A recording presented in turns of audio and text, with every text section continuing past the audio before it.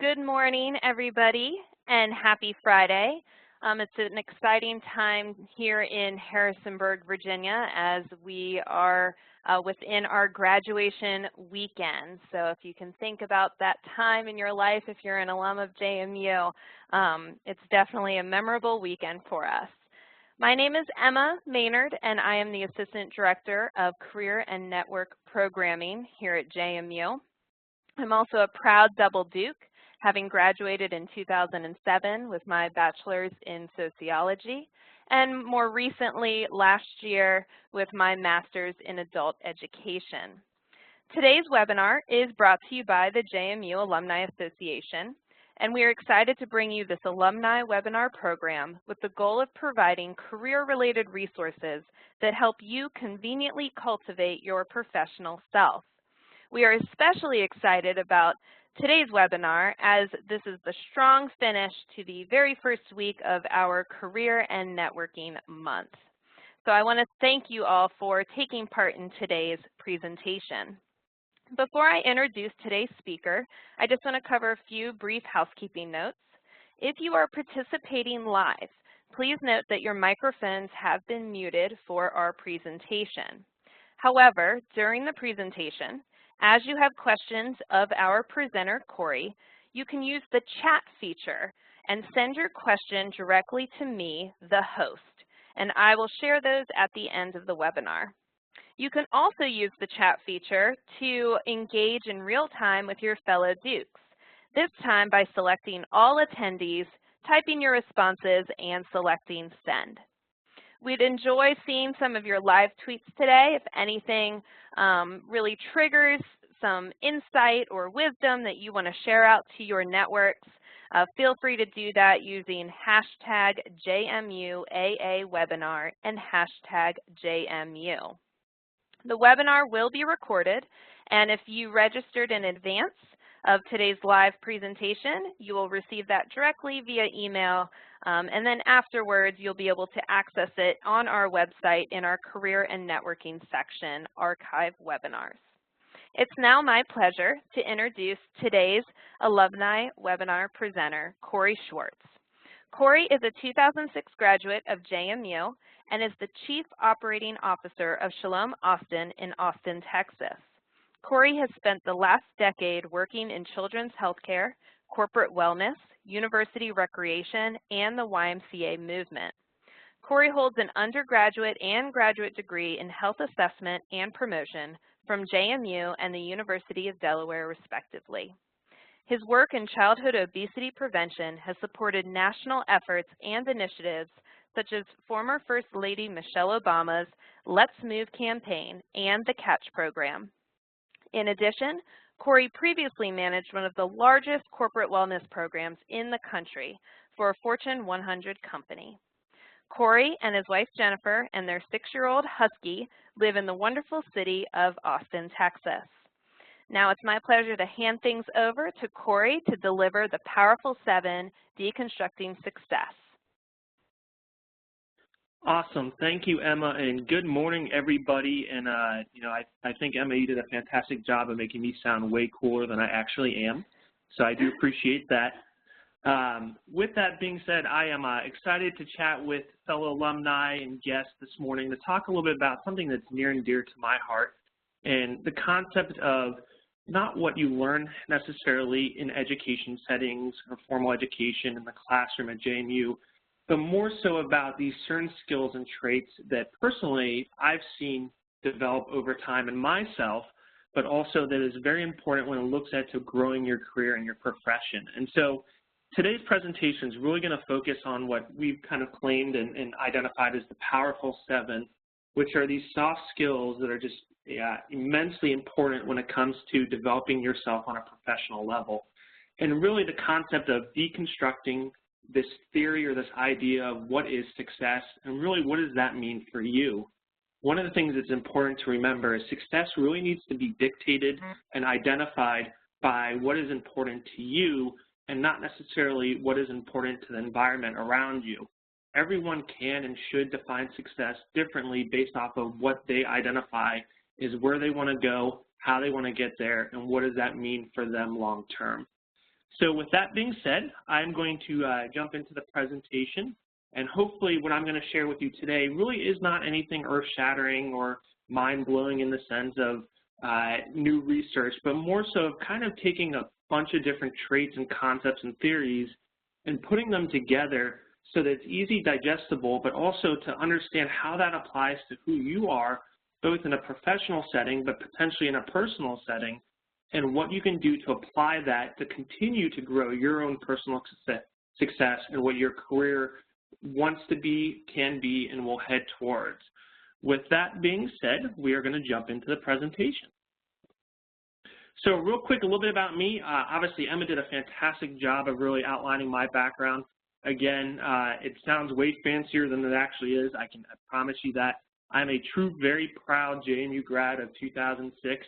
I've been very lucky, and a lot of it's been coincidence, to actually be able to participate and be in person for both of the national championship football games. So a very exciting thing for me as a proud Duke. I went on from JMU to University of Delaware, where I did grad work in health promotion. Since then, I've had an opportunity to, have some incredible job opportunities, but also abilities to grow myself from a professional standpoint, but personal as well.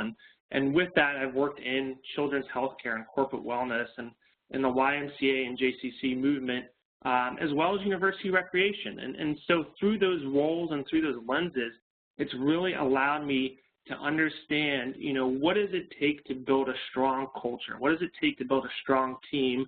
What are the traits necessary in individuals to see success created within? And what does that mean for me personally and others that are trying to accomplish certain career aspirations of how you get there? My current role right now is I am the Chief Operating Officer at Shalom Austin, which is the umbrella organization that includes the JCC here in Austin, Texas, Jewish Family Services, the fundraising aspect of our organization, among a couple other components. And if you have ever had a chance to be in Austin, Texas, it's a wonderful city, and I highly recommend it. And any of you that are on this webinar right now, if you are planning on coming in town, feel free to reach out to me. I'll have my contact information after the end of this presentation. I'm happy to connect with you and kind of point you in the right direction. With that being said, I want to start this conversation off about this concept of the success matrix, and really what this really looks at for you as an individual, and as you look at how do you develop your career, what are you trying to accomplish, what does that mean, is to really think about 4 major questions. And this is something that it takes time to kind of be able to talk through and identify. And so what I call this is defining your professional lighthouse. What is going to be that beacon, that beam of light that is going to continue to guide you even when tough times come up, or even when there's challenges that you have to face both personally and professionally, that will continue to guide you to where you're trying to go and what you're trying to accomplish. So 4 things I would like for you to think about as you go through this is really look at what is it that's important to you from a professional level, from a personal level, from what you're trying to get out of life. The reality is for those of you that are starting your career or mid-career or maybe at the end of your career, there's still going to be a lot of time that's going to be put in your work environment. So what is it that's important to you to get the most out of that experience? The next piece of it is to really think about this concept, and all of us to a certain degree struggle with from time to time, is what is within your control and what is outside of your control. And so what I mean by that is there's a lot of things that happen in the dynamics of the day-to-day that can get us upset, that can get us angry, that can get us frustrated or happy or elated, that are in our control or that is not in our control. And a lot of times we spend a lot of energy and a lot of resources and a lot of time and mental capacity focusing on the things that are not in our control.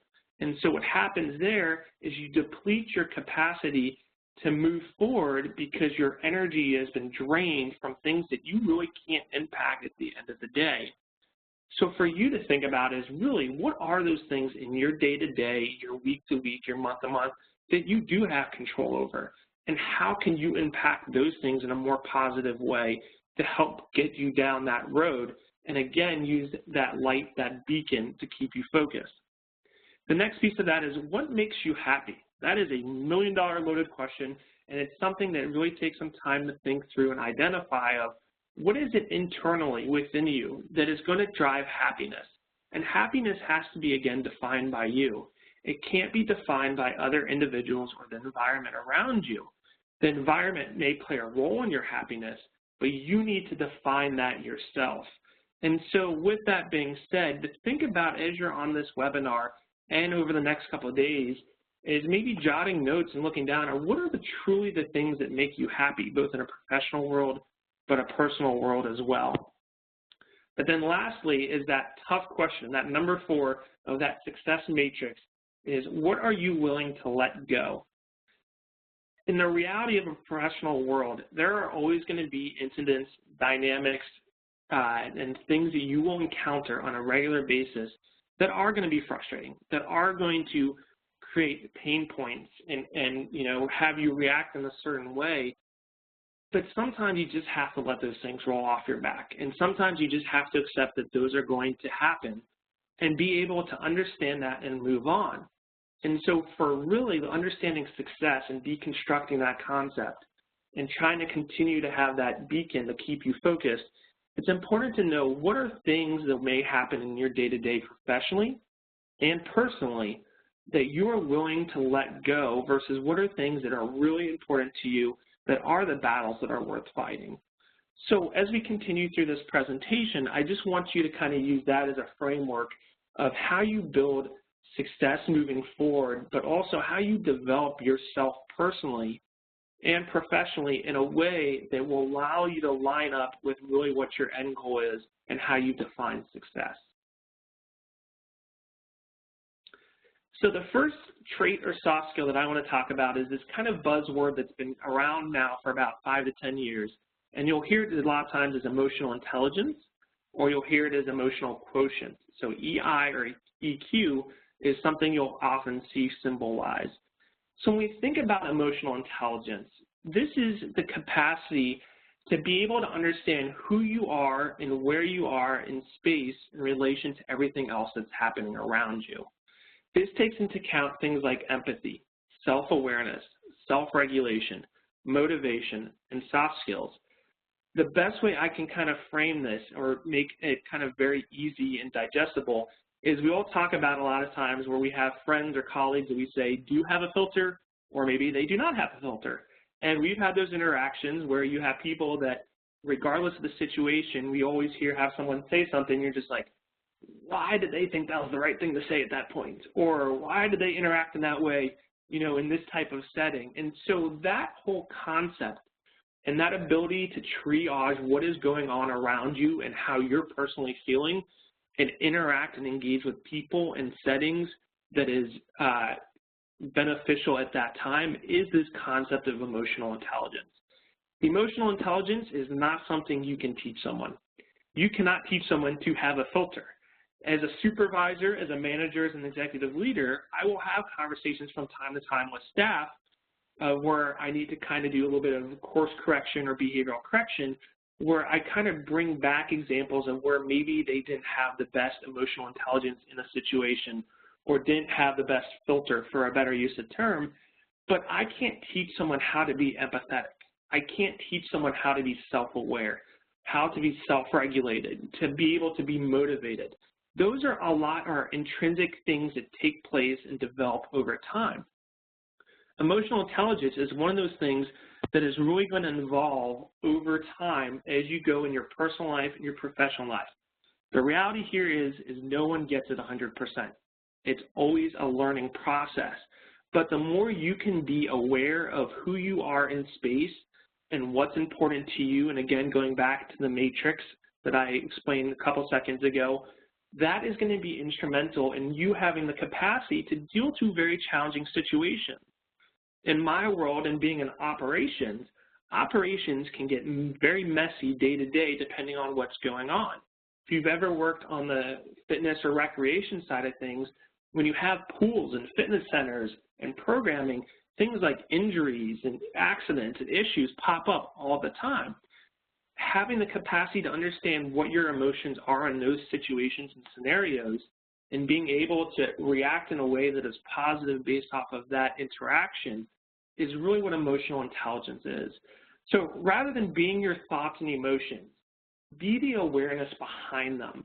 Be the understanding of who you are and what you do in certain situations to be able to continue to grow.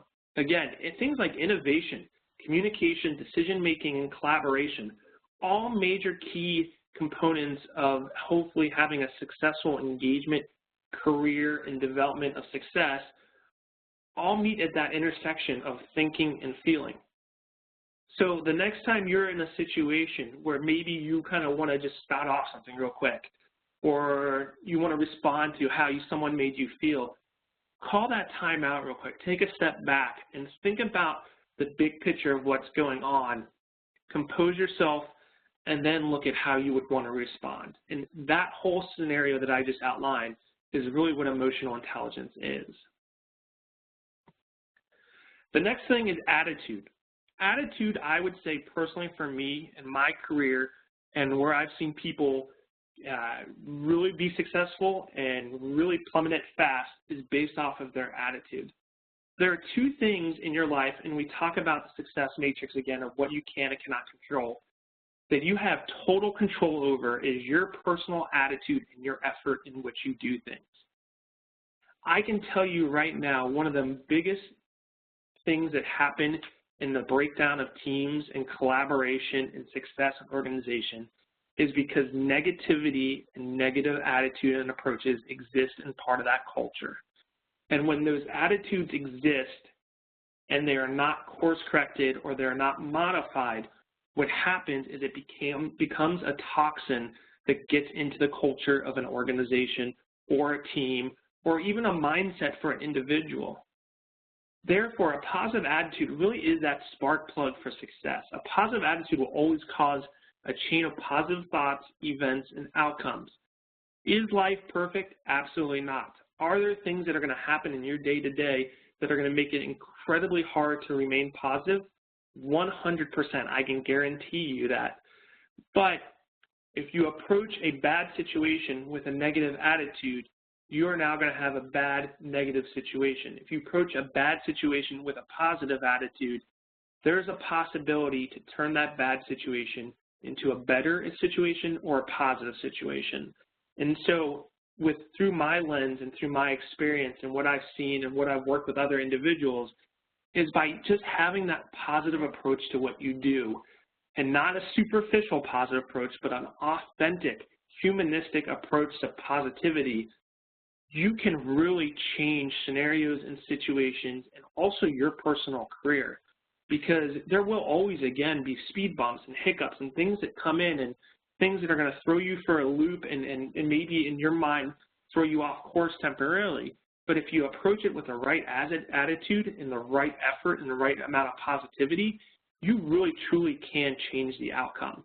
And so, again, attitude is one of those things that you just cannot teach people. That's not something you can have as a college course at JMU, although if any university probably could pull off having a college course on attitude, it probably is JMU. But with that being said, these are skills that you have to be able to learn and understand and continue to work at and develop over time. Positivity, in my mind, when I go through interview processes with candidates, is something that I try to look for right off the bat. Because I want to know that when push comes to shove and we're in the trenches and things are not going well, that I'm going to surround myself with people that are going to look at the situation as half full rather than half empty. And so, again, another trait and skill to think about that really focuses on something that you not can necessarily teach, but something that you can personally pick up and develop over time. The next piece of it is this concept of resiliency, the ability to bounce back when times get tough, when things are throwing you for a loop. Think about it in this way. I am not what happened to me. I am what I choose to become. A lot of times you hear people say, oh, that individual made me angry, or that individual made me frustrated or sad or mad. The reality is no one can make you feel that way. Responding that way in that format is actually a choice that you make. No one, again, I want to reiterate, can make you mad, can make you angry, can make you sad. It's how you choose to respond to that situation. And you don't have to choose to respond in that manner. there are going to be times, and I go back and look at my career so far, of things where, you know, I was going down a path which I thought was the right direction and things were looking good, and then all of a sudden something happens. You know, maybe someone gets promoted ahead of you, or your job gets changed, or your job title gets changed, or your job description gets changed, or maybe the business you're working for is downsizing and you may lose your job. Those are tough things to be able to digest and understand and experience. But if you focus on the emotional intelligence aspect of who you are in those situations, if you focus on your attitude and making sure that you still continue to look through it in a positive lens, you will have the resiliency to be able to bounce back from those situations. And so with the concept of resiliency is really looking at what is your professional and personal elasticity, in the sense of what will carry you through any obstacle or challenge in your career. The reality, again, and I've mentioned this a couple of times, is there will always be setbacks and criticism in your life. There will always be feedback. I can tell you right now, and for all of you that are currently working, I'm sure you can share the same, there is never a shortage of feedback and criticism in the workplace. It's very easy to look at that as a negative thing, as something that someone's personally trying to attack you, or is trying to tell you that you're not smart enough, or you don't really know how to do a certain task or responsibility or job. That's not a true reality in those situations. Feedback is meant to bring awareness around a different perspective and a different view of how things are functioning or operating. Our ability to take feedback and absorb it and digest it and be able to move forward is really how we are able to be resilient in both professional life but personal life. And so really your success in professional life and even personal life is really determined on how quickly you can really recalibrate yourself and then continue to move forward when you're thrown for a loop, when something negative may happen or something that was not planned takes place in your life. And being able to do that are necessary functions to be able to be successful however you define it. And so again, things like emotional intelligence and positive attitude are all key players in allowing you to be resilient in what you do.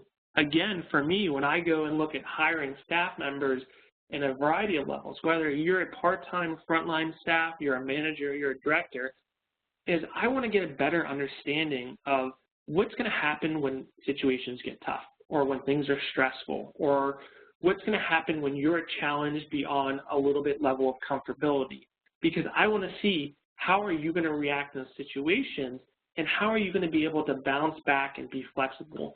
So again, think of it as this concept of professional elasticity in the sense of how much can you personally be stretched without being broken or without having to snap in the sense of things not working out, to be able to then recoil and recalibrate and get back to a state that is not only where you currently were or where you previously were in the situation, but making you even stronger moving forward. And that's why resiliency is so tough. The next concept I want to talk about is really work ethic. And again, if you think about attitude and work ethic or effort, those are things that you have 100% control over. When you think about work ethic, you know, I don't want to paint a picture that you have to work 90 hours a week, you have to always be on email and texting or responding. That is not a true reality. And there's an important piece of the health side of work ethic that is work-life balance. But work ethic is how devoted and dedicated are you to your current work, to your current jobs, to your current responsibilities in the time frame in which you're approaching it, but also your willingness to commit to trying to get things done and continue to grow yourself, both personally, professionally, but in your career as well. And so a phrase that I had someone once tell me that really resonated with me is, you can't have that $1 million aspiration on a minimum wage work ethic.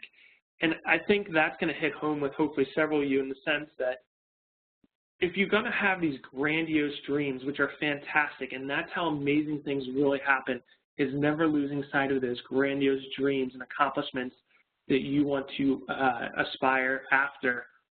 You can't do that by doing the bare minimum, and that's just the truth. And so when you think about what you want to accomplish, and when you think about how you're defining success and what does that look like for you, I want you to think about what is the ethic of your work and your mentality in which you approach your work that is going to get you to how you accomplish that. And if those things don't align in the sense that your aspirations are way grander than how much you're willing to put in to try to achieve it, then it's time to go back to that success matrix and really look at those 4 questions again and make sure you're still aligned with what you're trying to accomplish. When you guide your life by purpose and by intention, and intention is the key, hard work doesn't become an option. What happens in that situation is it really becomes the moral fiber in which you operate. A lot of times we tend to stress ourselves out over how much time we're putting in work, how much energy and devotion we're putting towards our work. But the reality is when you align with what you're trying to achieve personally and professionally in your career, with what makes you happy, what you're willing to let go, and how much effort and energy and attitude you want to put into it, then it really isn't this additional thing that's happening in your life. It now becomes who you are and how you function as a human being. Work ethic is something you cannot teach anybody. And I say that you can train people on how to be a better leader. You can train people how to do certain tasks more efficiently. You can train people how to have better customer service. But I cannot teach someone how to work harder. I cannot teach someone how to be more dug into what they're trying to accomplish. That fire has to burn from within. I can't light that fire from outside the individual. And so work ethic, again, is a skill and a trait that really needs to be defined by you and identify what's going to light that fire from within. The next piece is this concept of coachability. When we talked about resiliency earlier and the ability to take criticism and feedback, whether it's positive or negative, and be able to respond and recalibrate and move forward, coachability is the ability for you to be receptive to being able to grow. And the key there is to think about is the concept of you can never cross the ocean until you have the courage to lose sight of the shore. When we talk about that 4th question, when we look at the success matrix of what are you willing to let go of, the sense of comfort and the sense of known is something that often tends to hold people back from really accomplishing and achieving great things. And so what happens is if you're not willing to let go of the concept that you're comfortable with what's happening, or let go of the concept of that this is known to you and it's familiar to you, then you're not going to be able to fully get to your potential and to what you're trying to accomplish. Some of the career moves that I've made in my career so far, and I would not say I have the most traditional approach to career trajectory, I had to take a leap of faith and say, you know what, I don't know what's on the other side. I don't know how this is truly going to end up. But in my heart and based off of my personal beacon and my personal professional lighthouse of what I'm trying to get to, this is aligning with what the next step is going to be. And it's scary. And I'm not going to downplay that. But sometimes you have to be willing and have that certain degree of comfortability to lose sight of what is comfortable to you and what is normal, to take that jump and to take that risk. And so how that ties into coachability is sometimes you need to be able to trust that when people provide you feedback and when they're providing you criticism, hopefully in a constructive manner, that they're doing it because they want to see you continue to grow. They want you to develop and become stronger because they see something in you. I've always been a big proponent of if people are giving you feedback and criticism, it's because they care about you. It's because they want you to be successful and to become the best version of you. When people stop giving you feedback, when they stop giving you criticism, when you don't hear about the things that were things that they identified before, that's where you need to be concerned. Because in my mind, when that situation happens, it means that they've already moved on, that they don't feel that you have the capacity to absorb feedback and to absorb information and to digest it and review it and to grow from it. And so think about it in this way. If you can change nothing, or if you change nothing, nothing will ever change. Before you can grow your career, you must first grow yourself. And so when you think about your life aspirations and what you're trying to accomplish, whether it is a wonderful career or whether it is having an incredible family, there's going to be growing pains that are going to take place during those entities. And so being able to understand that in order to get to where you're trying to accomplish, you first have to be able to be willing to grow and change and modify yourself. Who I was 10 years ago when I was at JMU, from a skill set standpoint and personality standpoint and ability to, connect with people, is much different than who I am today. I am still at the fundamental level the same person, but I am approached in a way of how can I absorb as much information as I can and watch people's behaviors and learn how people communicate with each other and use that to continue to develop myself. And that concept there is coachability. The next area I want to talk about is the always fun and lovely concept of punctuality. And this may seem a little bit trivial on a superficial level, but I cannot tell you, in a busy day-to-day world, and especially now in my experience with my new role as a chief operating officer, time is of the essence. And it's very cliche, and it's very, quote sense in the sense you probably see on a motivational poster in someone's office, but it truly is. And so I was, came from a little bit of a military family, and I've been around a lot of wonderful individuals that have been in the military, and there's a saying that was often used was the concept of to be early is to be on time is to be late, and I've added this last piece of it is, and to be late is probably going to be looking for another job. Because again, when you are in a business, in an organization, regardless of what the functionality of that business organization is, whether it's for-profit, non-for-profit, education, religious entity, time is the most valuable resource that organization will have. Time in that sense is really more valuable than money. So you have the option in life and in this world in some capacity to get more money. What we do not have an option for is to get more time. And how you look at your time and how you use your time and how you triage and separate your time is the most important and most valuable thing you can do, because as those seconds tick, you're not going to get those back. And the reality is, and unfortunately in the world that we all live in, and again, going back to having a positive attitude, is we don't know how much time we have, so we have to really look at it as an investment, because it is not disposable income in the sense that you're going to be able to continue to get more time. So when I think about punctuality, I think about punctuality in the workplace is in order to be able to have effective meetings, to have effective engagement with individuals, to have excellent customer service, to be able to do great things, you have to function in a framework that is set in standards of this is when things begin, this is when things end, and be respectful for that.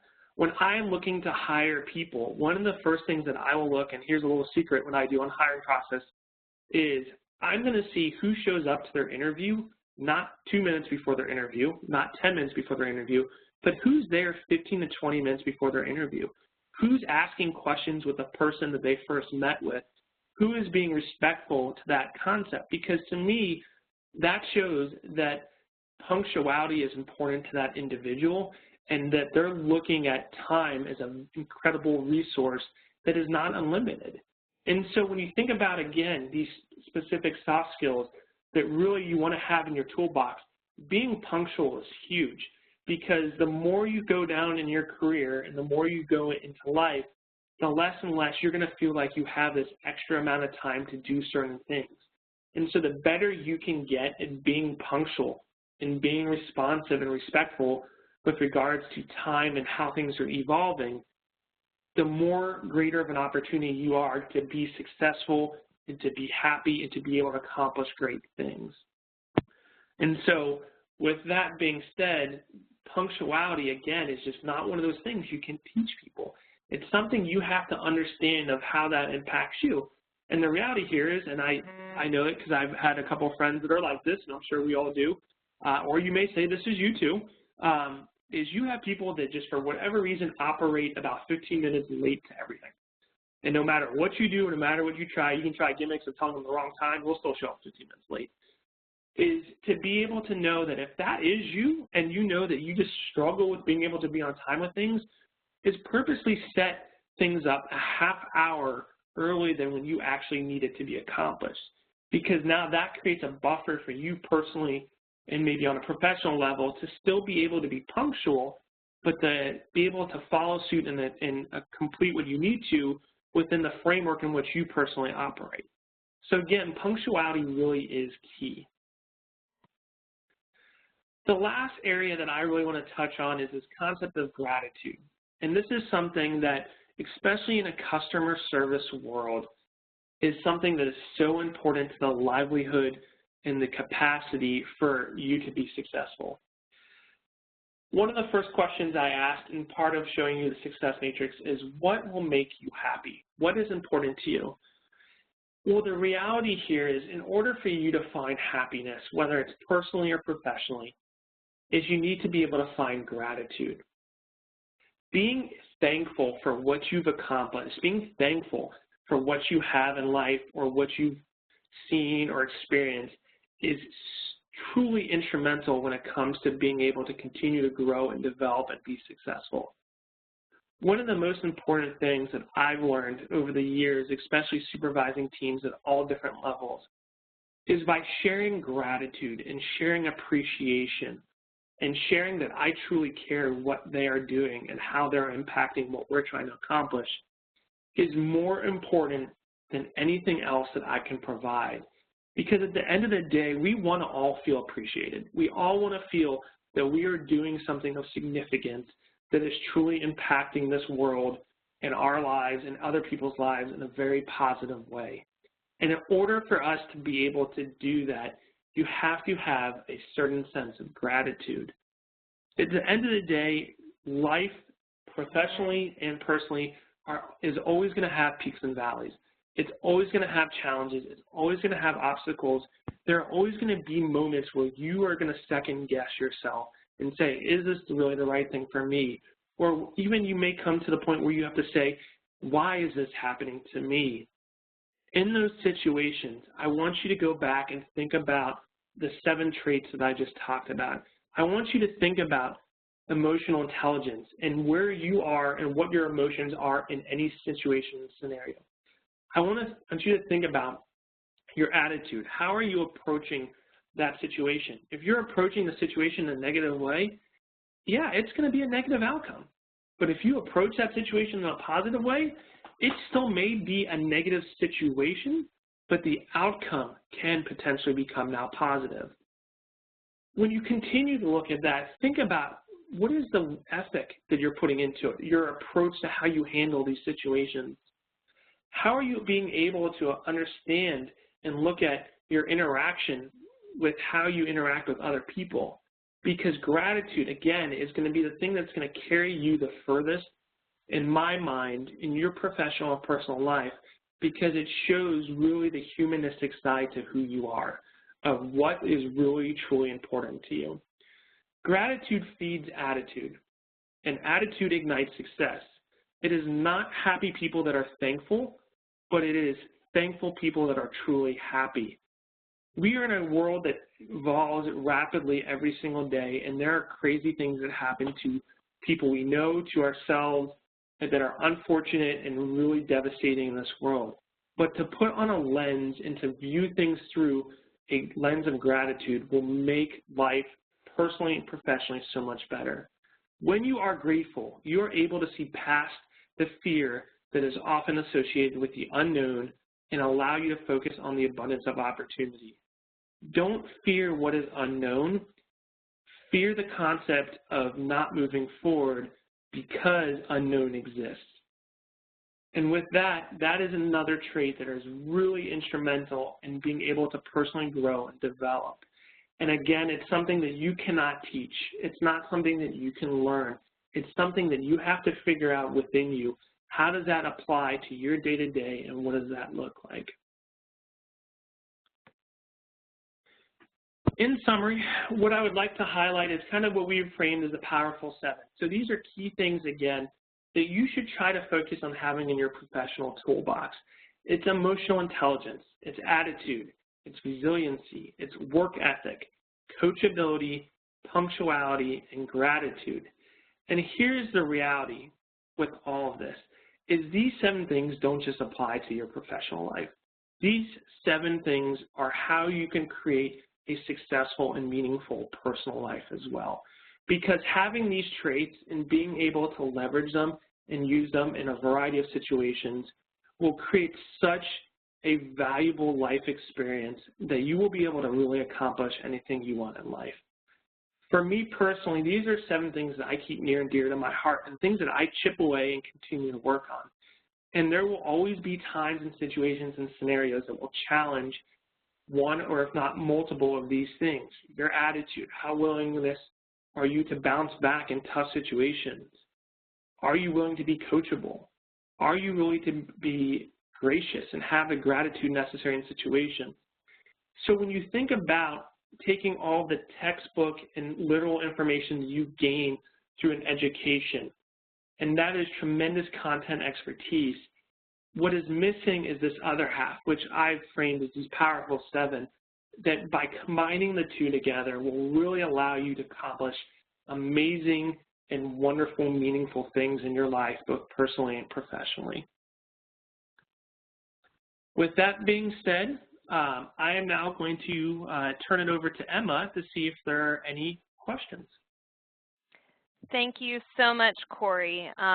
You know, first of all, I just want to thank you for bringing some definition and understanding to what soft skills are. I think we hear, you know, that term so often right now, from hiring managers and career coaches to our own supervisors and influential leaders. And so I think, at least personally for me and those on the line, that having even this 7 more concretely stated is extremely beneficial as we think about our own journeys professionally and personally.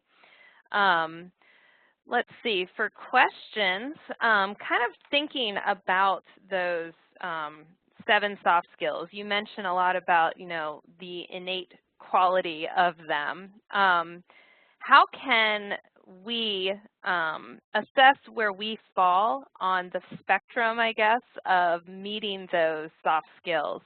How would you suggest we look at these 7 and assess where we are with them, and where maybe we could think about that training or taking a little bit more time to focus on those?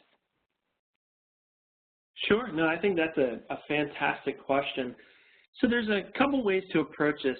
One is if you go back to that original success matrix and those 4 questions, I think what needs to happen is you'll need to kind of go through and write out those questions and respond to them and kind of see where are you leaning towards in the ones that are easiest to answer versus what are the ones that are more challenging for you to answer right now. Because the ones that are going to be more challenging to answer are really going to start identifying where are the areas within those soft skills that I've outlined that are maybe areas that need some additional improvement. You know, the true metric of where you are in kind of that continuum and how do you improve it is what I've always done, and I think a great opportunity is if you have a supervisor, either current or someone that was previously a supervisor that you trust and you feel confident has a good understanding of who you are, or even a good friend or a family member, what I would do is I would sit down with them and talk about those 7 and ask them from their lens, what do they think you do well? What do they think you have areas of improvement? And how they've seen you grow in certain areas. And I think that's one piece of it. But then you can also have them answer basically those 4 questions that came along with the success matrix and about you, and see how their responses align with your responses. Because what happens is if there's a lot of discrepancy between the 2, then what maybe is identified in that situation is to kind of look back at emotional intelligence, because that means to me is that personally how other people view you and how you view yourself is a little bit disconnected. And that doesn't mean it's bad. It doesn't mean that's a negative thing. It just means that there may be either some self-awareness that needs to take place that allow you to develop a little bit further on your end, or on the flip side is that from a coachability standpoint is maybe there's some feedback and constructive criticism there that exists that you need to hear, and it's not the easiest thing to hear. No one likes to be told that they're not perfect. We all know that. But it needs to be heard to understand, maybe there are areas that I think I'm doing well, but someone else feels that I can grow in. So to answer the question really in a summary is there's really qualitative approaches to doing it. So I would say is go back to those 4 questions and really sit down and try to answer them for yourself. And if you have a hard time answering certain ones, that's usually a tall tale sign that there may be certain skills that you need to look at developing. But then also get a person that you trust that knows you pretty well to respond to them as well as talk about those 7 areas. And you're going to start seeing very quickly kind of where those gaps are. I think that's really great advice, especially from the feedback lens. You talked a lot about, in the resiliency standpoint, a lot about feedback and how we receive that and our responses being in our control. And so I think even going through that evaluation process will give you a personal understanding where you fall on the spectrum of that soft skill and being receptive to whatever is shared with you. You already talked just a little bit about this, sitting down with those questions. Is there anything else you would recommend those of us listening today, or if you're listening to the recording later on, if there is, one single actionable step that you would recommend that we do today towards, bettering ourselves or improving in these areas, what would be that one step? I think for me, how I would approach it, and, this is something, being transparent with everyone that I'll even struggle with from time to time, is I would honestly go to the question of what am I willing to let go of in order to continue to be successful? And the reality there, and I bring that back to my own personal career trajectory, and I said from the start out that there's nothing traditional about what my career trajectory looks like, but also what I've been able to do so far. And what I really attest that to is to be able to be very clear and honest to myself of what are things that are important to me that I'm not willing to let go of, and what are things that I am willing to let go of. And to be able to know what those are and continue to refine that is really what's going to carry you through a lot of different challenging situations, because there will always be things that you're going to need to make compromises and sacrifice with. But if you are true to yourself in the sense of what is important to you, what is going to make you happy, and where you're trying to head, then that concept of that lighthouse, that navigational beacon, will always be laser focused. And when that happens, regardless of what may impact that path, you will always find a way to get back on the path. And so I would say if you do one thing and one thing only from this this presentation and kind of take away from it is really to sit down and talk through that with yourself in the sense of what are the things that you are willing to let go of in life in order to find happiness, to be gracious, to be able to accomplish great things without spending a tremendous amount of time and energy and emotion on the things you can't control. Absolutely, and hopefully that is helpful for our listeners. We tend to do these things to focus on our professional development, sign up for presentations, attend webinars, and I can be guilty of this as well. You watch that for the hour, or you attend that conference, and then the real impactful moments are following.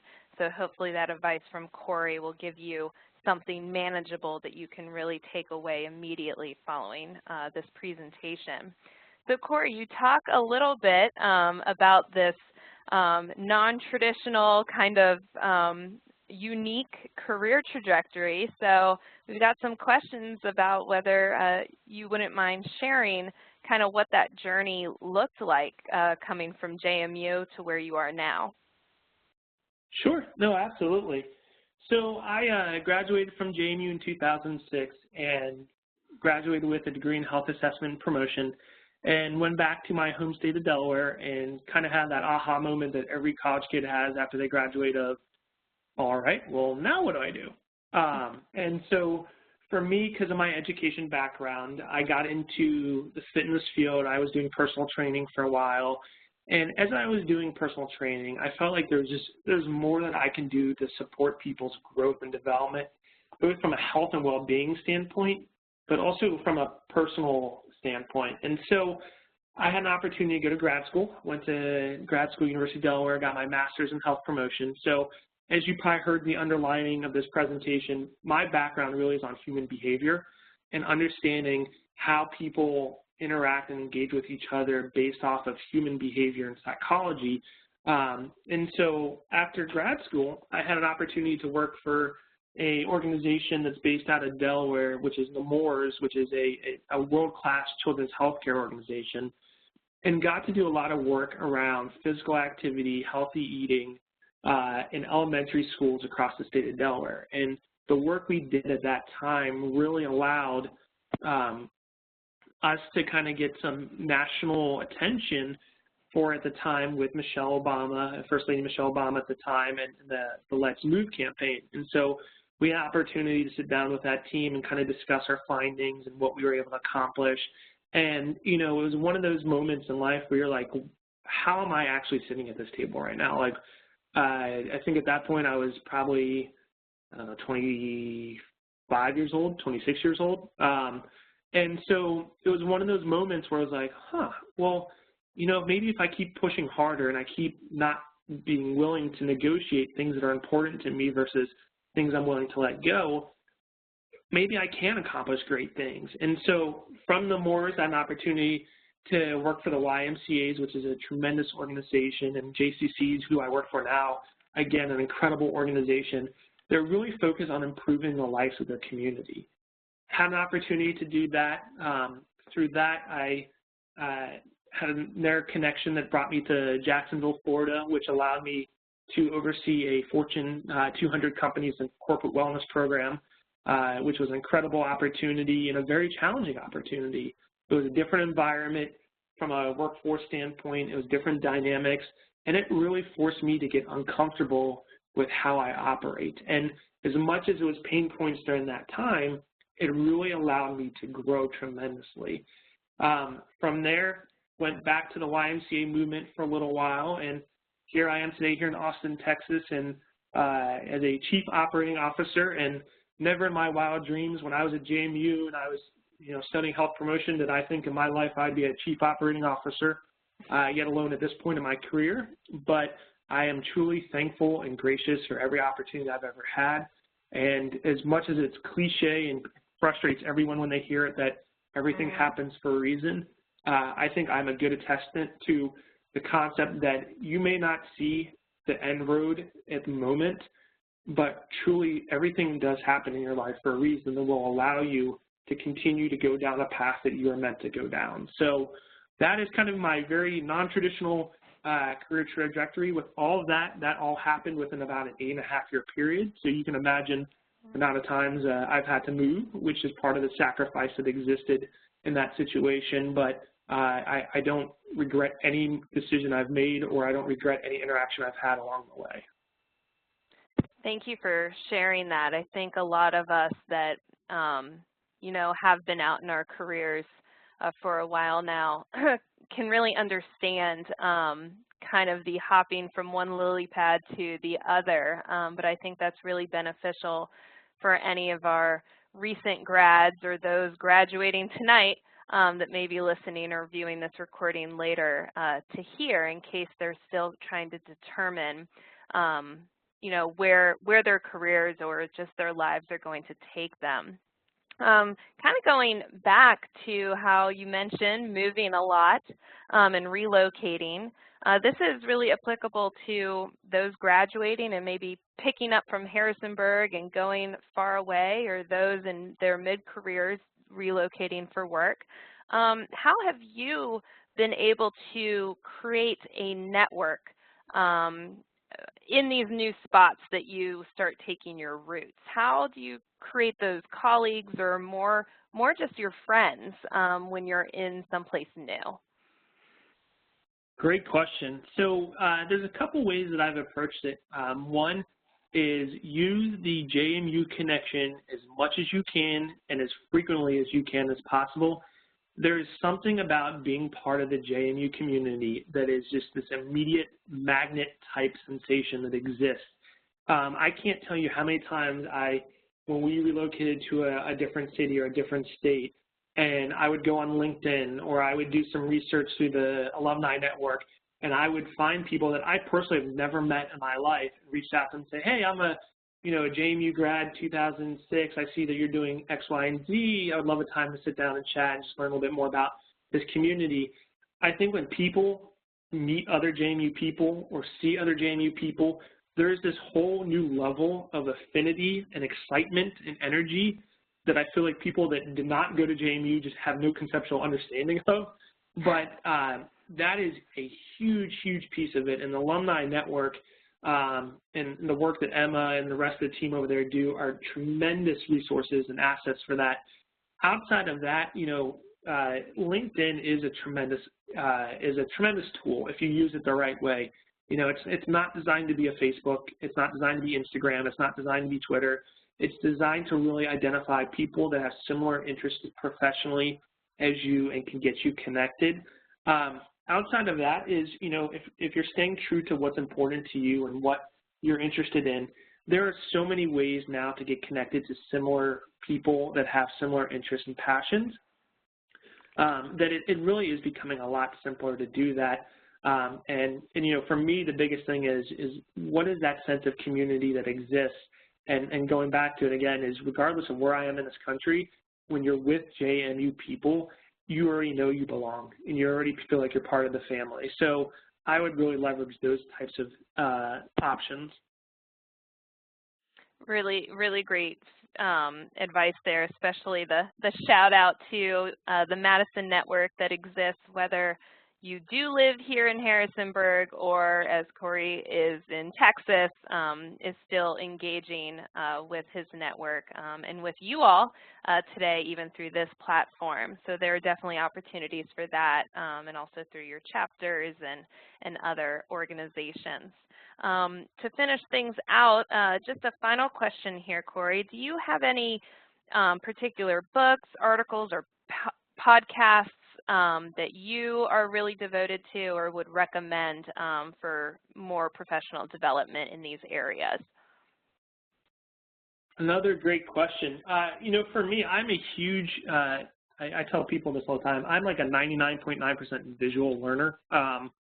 So for me, believe it or not, reading books is a little bit of a challenge for me in the sense of just the attention span doesn't really exist sometimes. But what I would recommend is, I'm a huge advocate of TED Talks. And the more you can just, you can Google it, you can go on YouTube and look up TED Talks.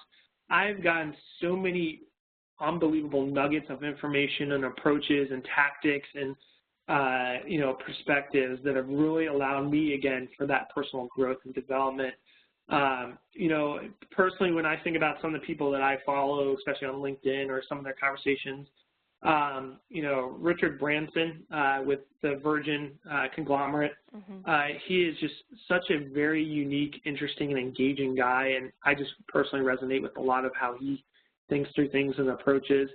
Mark Cuban's another one. He can be a little bit fanatical one way or the other, but he has some very interesting business concepts and approaches to that. Those are two big ones. Outside of that, for me, it's just, where I can, I try to absorb these little bits of information, because the reality is at this day and age with technology and how much we're inundated by things, the more you can get small nuggets of information, the more you're going to be able to absorb that. So just focusing on shorter clips of TED Talks or people's articles, that's what I would really recommend. Thank you so much, Corey. And a little plug on that, too. If you've enjoyed Corey's presentation today, we highly recommend that you check out his blog feature that we did on our Duke's Take 5 blog. And he wrote about how to combat hate with hope. Really great read, so definitely check that out. On behalf of the JMU Alumni Association, I want to thank you, Corey, for your time and your presentation today. And I do ask that all of our listeners take a moment to complete the survey that you'll receive when you exit the webinar, as your feedback helps us to continue to provide tailored programming for you, our alumni. We hope you'll also join us for our next Career and Networking Month Alumni Webinar on Thursday, May 18th. When 2016 grad Mia Brabham will share with you the ups, downs, twists, and turns of her first year post-grad in her presentation, A Year of Lessons. Check out all that May has to offer from networking events, keynote speakers, panels, webinars, and our newest online 31 in 31 challenge. It's a whole month dedicated to helping you cultivate your professional self. So again, thank you, Corey. Thank you, Madison Network, for joining in. I hope everyone has a wonderful Friday, and go Dukes. Thank you, everybody.